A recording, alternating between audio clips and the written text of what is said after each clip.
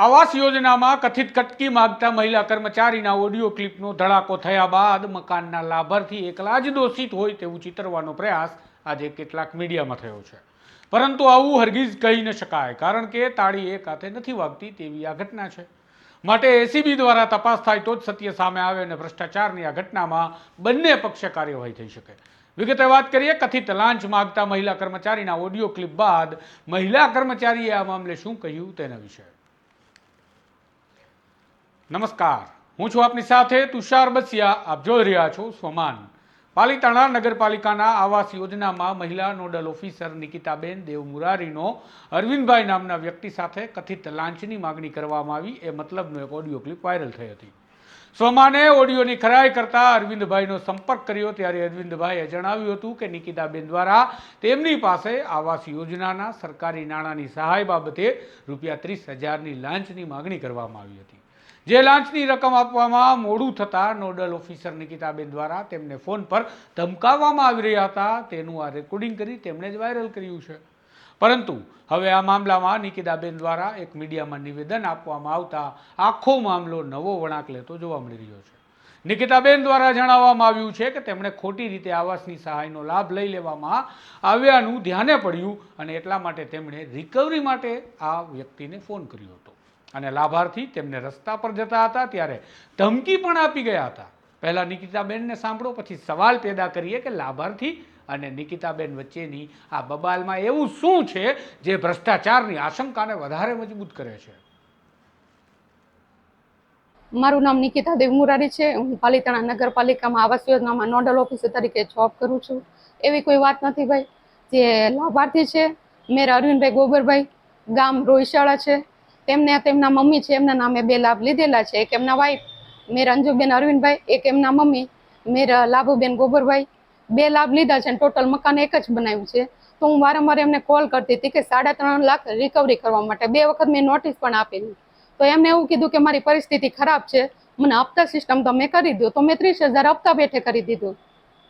ત્યાર પછી એને ફોનમાં બ્લોક કરી દીધા. એટલે મેં એને મેસેજ પણ કરેલા. ત્યાર પછી મેં વિડીયો વોઇસ કોલમાં વાત કરેલી એમની સાથે અને મેં આ બધી વાત કરી કે તમે 30,000 છે. તો એમને કીધું કે હું 10,000 આપું. મેં એમને કીધું 1 રૂપિયો ઓછો નહીં, 30 એટલે 30 જ તે. આ વાત હતી. અને ત્યારબાદ હું એક વખત મંદિરે દર્શન કરવા જતી હતી, રાત્રિનો સમય તો ઓફિસથી નીકળી તો મારી પાછળ ગાડી લઈને આવ્યા અને રોડ ઉપર મને ધમકી આપી કે બેન મારા 3.5 લાખ તમે રિકવરી કરવાનું કહો છો, હું તમારો વિડીયો વાયરલ કરી દઈશ. તમારી એ જ ઓલી છે કે તમે આ પૈસા જમા કરવાનું મને ન કહો ને કે તમારો વિડીયો વાયરલ કરી દઈશ, રેકોર્ડિંગ. તો પાલિતાણા આવાસ યોજનાના નોડલ ઓફિસર નિકિતાબેન કહે છે કે લાભાર્થી દ્વારા ખોટી રીતે બે મકાનની સહાય લઈ એક જ મકાન બનાવવામાં આવ્યું છે, જેના કારણે સરકારે 3.5 લાખ પ્રત્યેક મકાનના જે સહાય પેટે આપ્યા હતા તે 2 વખત ગયા છે અને ₹7 લાખ લાભાર્થીએ લઈ લીધા છે, જેથી 3.5 લાખ રૂપિયા સરકારમાં પરત લેવા માટે તેઓ લાભાર્થીને આ ફોન કરી રહ્યા હતા. તો સવાલ અહીંયા એ છે કે પહેલી તપાસ નગરપાલિકાએ કેમ ન કરી કે મકાન નંબર 1 અને 2 બની રહ્યા છે અને બની ગયા છે, અને જો ન કરી તો તેની તપાસ કયા અધિકારીએ સમયસર ન કરી માટે આ ગોબાચારી થઈ ગઈ અને તેની સામે શું કાર્યવાહી કરી નગરપાલિકાએ. બીજો સવાલ થાય છે કે નિકિતાબેન જો રિકવરી માટે જ પ્રયાસ કરી રહ્યા હતા તો પછી તેમણે કાયદેસર રીતે નોટિસ આપી કાર્યવાહી જ કરવાની હોય, તેના બદલે ફોન પર કેમ બેન રિકવરી કરી રહ્યા હતા. નિકિતાબેને મીડિયાને જણાવ્યું તે પ્રમાણે કે તેઓએ કંઈ ખોટું નથી કર્યું, પણ અરજદારે તેમને રસ્તામાં ધમકીઓ આપી હતી. તો નિકિતાબેન તાત્કાલિક ત્યારે પોલીસ ફરિયાદ કરવા કેમ ન ગયા કે મને ધમકીઓ મળી રહી છે, હું તો સાચું કામ કરી રહી છું અને અરજદાર ધમકીઓ કરે છે. નિકિતાબેન એવું કહે છે કે તેમણે ₹30,000ની લાંચ નથી માગી, પણ તેમણે તો લાભાર્થીને રિકવરી માટે હપ્તા કરી આપ્યા હતા અને એ પેટેના 30,000ની આ વાત હતી. તો આવા હપ્તા કરી દેવાની સત્તા નિકિતાબેનને કોણે આપી અને કેવી રીતે આપી, અને શું આ પ્રકારે હપ્તા કરી અને હપ્તા સિસ્ટમથી રિકવરી થઈ શકતી હશે? ખરેખર તો સરકારી નાણાંની ગેરરીતિ મામલે નિકિતાબેને પોલીસ ફરિયાદ નોંધાવવાની કાર્યવાહી કરવાની જરૂર હતી, તેના બદલે જાતે જ કેમ તેઓ રિકવરી એજન્ટ બની ગયા છે.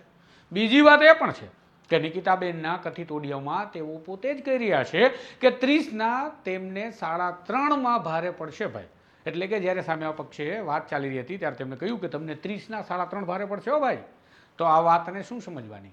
એ પહેલાં એવું પણ સંભળાય છે કે બેન બોલે છે તમારે પૈસા જમા થઈ ગયા પછી તમે કેમ ફરી જાઓ છો? તો જમા થઈ ગયા પછી રિકવરી કરવાની હતી, એવું નક્કી થયું હશે શું? આ બધા સવાલ છે.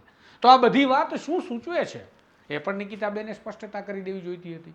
આ મામલો છે એવો લાગે છે જેમાં એક જ પરિવારના બે મહિલાના અલગ અલગ નામથી આવાસ બનાવવા માટે સરકારી સહાય મેળવવામાં આવી, પણ તેમણે ખરેખર બે મકાન ભેગા કરી એક મકાન બનાવી નાખ્યું, અને માટે હવે તેઓ પણ સરકારી નિયમ પ્રમાણે ટેકનિકલી ખોટા તો પાડી શકે છે, અને કદાચ બની શકે કે હવે આ તકનો લાભ જ નગરપાલિકાના અધિકારીઓ ઉઠાવી રહ્યા છે કે લાભાર્થીનો જ વાંક છે એવું કહી દઈએ, અને અમારા કર્મચારીઓનો કોઈ દોષ નથી તેવું બતાવી દઈએ. ખરેખર જો જોવા જઈએ તો લાભાર્થી ખોટા જ હોય તો તેમના પર તાત્કાલિક ગુનો દાખલ કરાવી દેવાય, અથવા રિકવરી માટે સરકારી નિયમોની અમલવારી કરી કામ ચલાવવાનું હોય.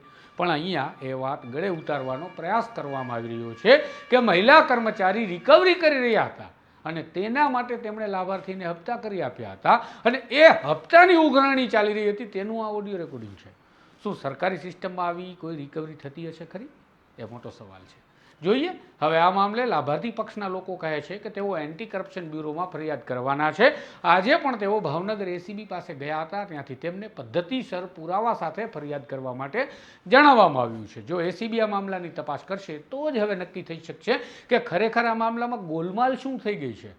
અહીંયા આપણે બચાવ કોઈનો પણ નથી કરવો, પરંતુ એ જરૂર થવું જોઈએ કે જો બંને પક્ષ દોષિત હોય તો બંને પક્ષને, અને જો બંનેમાંથી એક પક્ષનો વાંક હોય તો તેને સજા તો થવી જોઈએ, જેથી સિસ્ટમમાં આવી ગોબાચારી અટકાવી શકાય અને એક દાખલો બેસાડી શકાય કે ભ્રષ્ટાચારને સાંખી લેવામાં નહીં આવે. તમારું આ મામલે શું કહેવું છે? મંતવ્ય કમેન્ટ બોક્સમાં લખજો, અને વિડીયો પસંદ આવ્યો છે તો ચેનલને સબસ્ક્રાઈબ કરવાનું ભૂલતા નહીં. નમસ્કાર.